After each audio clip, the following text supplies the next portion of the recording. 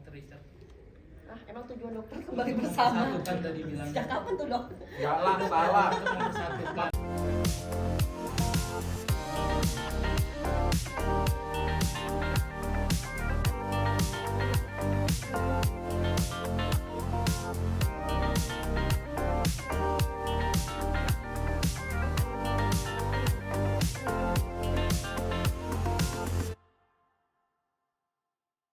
Aku bilang awal podcast kemarin kan aku coba membuka jalur komunikasi. Iya, maksudnya Tapi mau kan coba itu membuat mediasi ya dok 3 ya? bulan yang lalu kali ya. Dan setelah kejadian itu kan banyak masalah-masalah lagi yang terspill ya habis itu ya. Aku juga ngelihatnya, aduh, kamu aja deh Dewi yang memutuskan. Saya bilang yang penting yang terbaik untuk Dewi lah, aku bilang gitu. Dokter sih nggak ada ikut campur segala macam urusan personal aku ya. Jadi benar-benar dokter itu memang nge-support aku untuk supaya lebih semangat lagi, lebih ceria lagi yang kayak gitu. Nah tadi pertanyaannya yang soal Komunikasinya sekarang mungkin komunikasi. seperti apa hubungannya?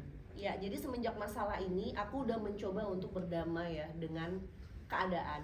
Ya, walaupun itu gini loh, aku tuh udah punya 2 anak dari dia gitu.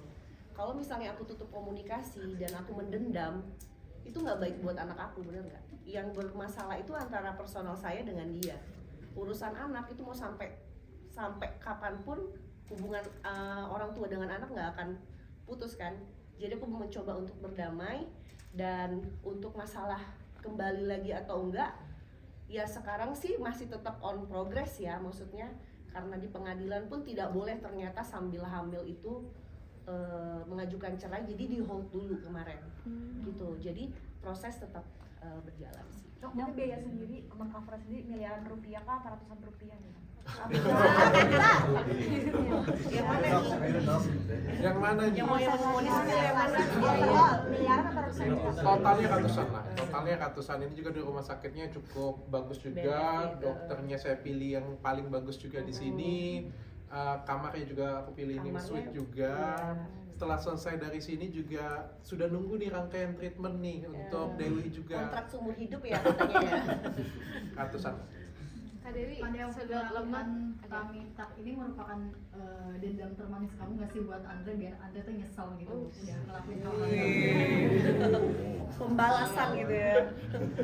Bukan dendam sih, ini tuh lebih kayak ke self reward aku juga gitu kan. Aku juga belum ada rencana untuk punya anak lagi juga dalam waktu dekat, pasangannya siapa ya kan.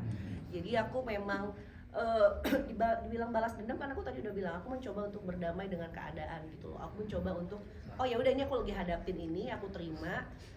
Ya udah, aku coba let it flow dengan membuat versi terbaik dari diri aku gitu. Tapi sejauh ini mungkin Andrew sendiri udah ada ini nggak sih klarifikasi atau permintaan maaf sendiri kalau dari Andrew ke kalian? Permintaan maaf secara personal enggak, tapi sebelum anak yang kedua ini lahir, dia sudah mencoba usaha ke keluarga, sahabat-sahabat untuk dia pengen mengazankan anak aku. Pengen seenggaknya kalau misalnya ibunya nggak mau ketemu nggak apa-apa, tapi saya pengen ada buat anak saya gitu. Dia ada omongan seperti itu sih. tapi kemarin ngazannya di depan Kak Dewi langsung apa di kamar bayi gitu? Enggak, jadi itu kita juga udah obrolin ya dok ya sama rumah sakit, karena rumah sakitnya juga dari dokter juga sangat mengerti posisi saya sekarang ini lagi ngegantung kan soal status. Gimana ya dok supaya bapaknya bisa tetap ngazanin anaknya, jadi diambil jalan keluar waktu itu pas di saat babynya diambil, dibersih-bersihin di ruangan yang berbeda di sebelah ya dok ya.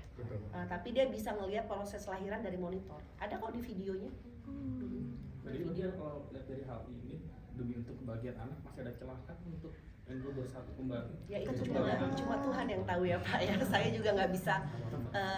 Tadi seperti yang sudah saya jelaskan, proses tetap berjalan segala macam. Tapi saat ini fokus saya adalah saya lagi bahagia untuk kelahiran kedua anak saya. Saya nggak ada fokus untuk yang memikirkan hubungan sih. Jadi lebih untuk kedepannya bagaimana dan anak saya aja. Menurut Mbak Dewi lebih sakit mana ketika melahirkan atau ditinggal sisa? Apa pertanyaannya Mas? Mantap banget. Saya ini kayaknya belok karena hujan ya. Lebih sakit kalau tangan kita kejepit pintu, Mas. Lebih sakit kalau ditanya lebih sakit ya dihianatin ya. Kalau ini nggak sakit sama sekali karena nggak berasa.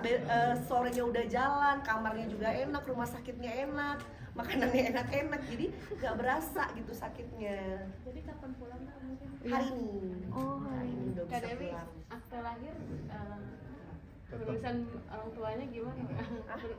Di akte lahir mungkin nama ayahnya Oh, juga akte lahir tetap. Jadi akte lahir itu tetap kedua orang tuanya ada. That's why aku berpikir gimana ya, maksudnya anak aku tuh jangan sampai kekurangan satu apapun. Makanya papa mamanya namanya binti segala macamnya itu masih ada. Sesuai dengan anak pertama juga. Kak Dew, ini kan pasca melahirkan nanti kan pulang, terus nanti ke depannya untuk biaya si kecil ini seperti apa sih untuk komunikasi dengan Andrew, atau mungkin nanti juga dibantu dokter Richard juga atau seperti apa? Dokter jadi bapaknya aja Aku kalau kayak gitu. bapak.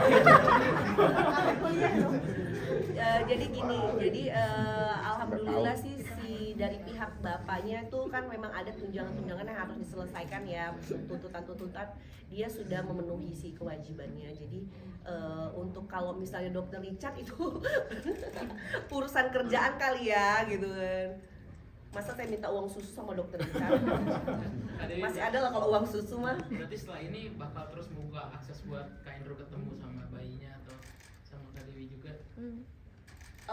Nah itu ya bisa dikondisikan lah ya. Maksudnya sekarang itu kan juga kayak anak pertama juga berjalan nih komunikasi sama bapaknya. Ini yang kedua karena masih baby banget, mungkin bisa dikondisikan nanti gimana ya. Pas melahirkan mungkin langsung kerja atau seperti apa, bagi ada single parent juga di rumah? Kerja dong, langsung gas dong. Dok, ada nilai kontrak kerja pasca lahiran apa? Nggak ada sih, saya teman sih dengan beliau. Sekali lagi ya, saya tuh dari awal podcast ngebantuin dengan semuanya sih, bukan hanya dengan Dewi ya, Bukan aku dari doang. teman-teman yang lain juga sama ya, supaya nggak menjurus ke satu orang doang ya ini ya, ke teman-teman yang lain juga sama. Dan setelah dengan Dewi juga dengan Inara, aku dengan teman-teman yang lain juga sama. Setelah selesai itu aku kasih bisnis juga. Dia kalau mau berbisnis aku coba arahkan juga. Kalau misalnya ada kesempatan endorsement juga aku kasih juga. Kalau misalnya dia mau jualan aku ajarin juga. Ya aku anggap seperti adikku sendiri, seperti keluargaku. Aku bukan kayak tadi bilang dibiayain, ya kan aku juga temen ya. Kita juga mau kasih aja itu minta izin. Aku tuh mau kasih, Iya, benar. aku mau biayain rumah sakit aja itu aku izin dulu, boleh nggak gitu kan. Aku izinnya berlapis loh, izin dengan istri dulu pertama. Izin istri dulu, istri diizinin kan, Dok? istri justru ngomong itu bagus, dia bilang itu sebagai edukasi dengan teman-teman. Banyak pesan yang bisa disampaikan di sini, dia bilang. Satu tentang move on, yang kedua tentang pengen cantik setelah lahiran, dia bilang ada banyak banget yang pengen bisa disampaikan, silakan, dia bilang aku izin dengan beliau dengan Tengku Dewi. Habis itu aku tanya dengan temanku dulu, mau nggak, karena kan ini pasti terekspos kan, pasti kan, aku tanya, dan dia juga bersedia. Jadi banyak ya, dan aku coba ngasihnya lebih ke pancing sih, bukan langsung ikan sih kayak gitu.